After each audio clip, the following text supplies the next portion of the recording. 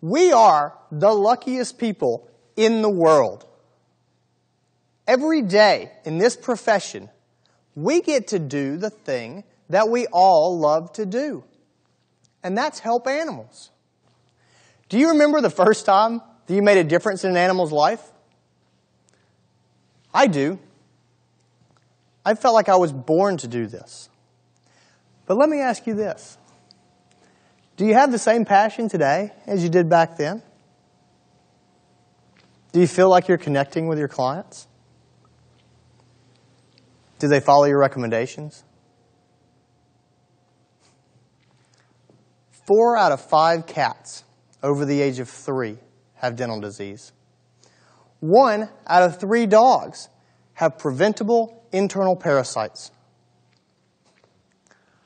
Our clients are not following our recommendations. Pet owners don't understand the value of preventive pet health care.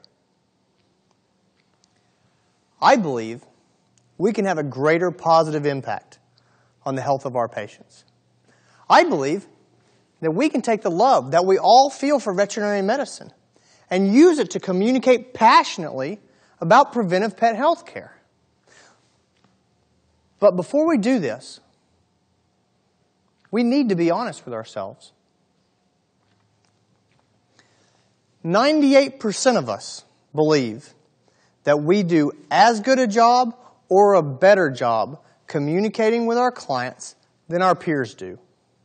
Let me say that again because that's amazing.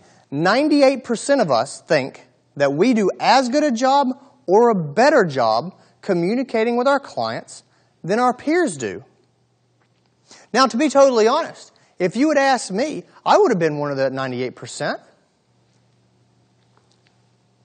But what is this belief really doing to our ability to improve our communication skills?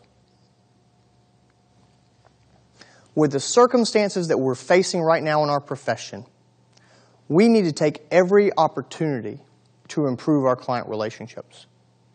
I believe we need to do better.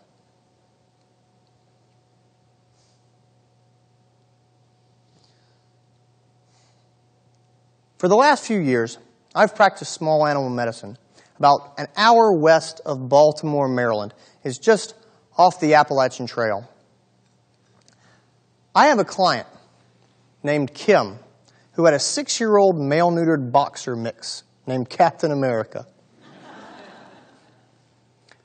I'm sure you can see who might have given Captain America his name.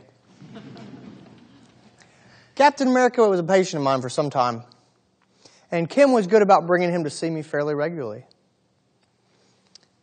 Even though we didn't always see eye to eye on exactly what was best for Captain America's health, Kim was nice, respectful, she paid her bills, she treated the staff well. You know, she was a good client.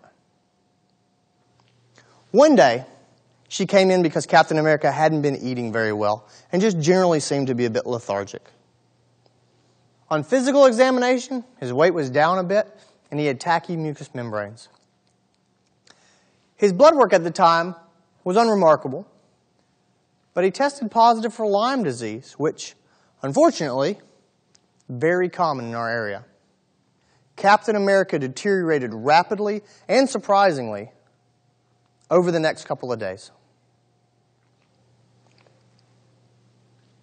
I had to euthanize him.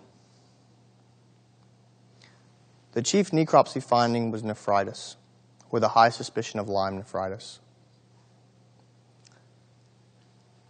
Kim was devastated, and at one point she said to me, "I didn't think that this could happen." I was frankly stunned. She decided not to vaccinate Captain America for Lyme disease, and I had a strong suspicion that she wasn't using regular flea and tick prevention, even though I remember myself and several team members telling her just how prevalent ticks and Lyme disease are in our area. How could she not get it? The more I thought about it, the more upset I got with all of our clients that don't take preventive care as seriously as they should. And then I started getting upset about everything else that can be frustrating in practice today. The internet, the economy, online pharmacies, and especially clients who just don't listen to us. That's when the light bulb went on. The only thing that I can do is communicate with my clients. As a veterinarian, I had been speaking of my patient, a 6-year-old male-neutered boxer mix weighing 62 pounds with a body condition score of... That's very different from how Kim spoke about Captain America. She called him her third child, the one who stole toast off of her plate at breakfast, the one who cuddled with her daughter on the dog bed. It took the death of that 4-legged, toast-addicted family member to remind me that every client wants to talk about their pet on a personal level. And therefore, my messages, recommendations, even my point of view, they have to be pet-specific if I ever want to get a real client connection and to get clients to take preventative care seriously.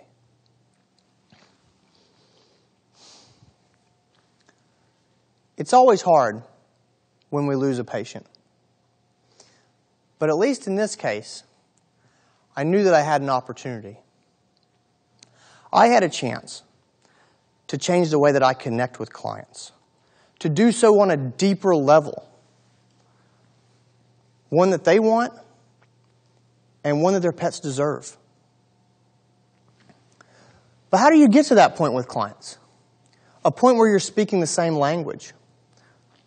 A point where they know that their pet's health means as much to you and your entire veterinary team as it does to them.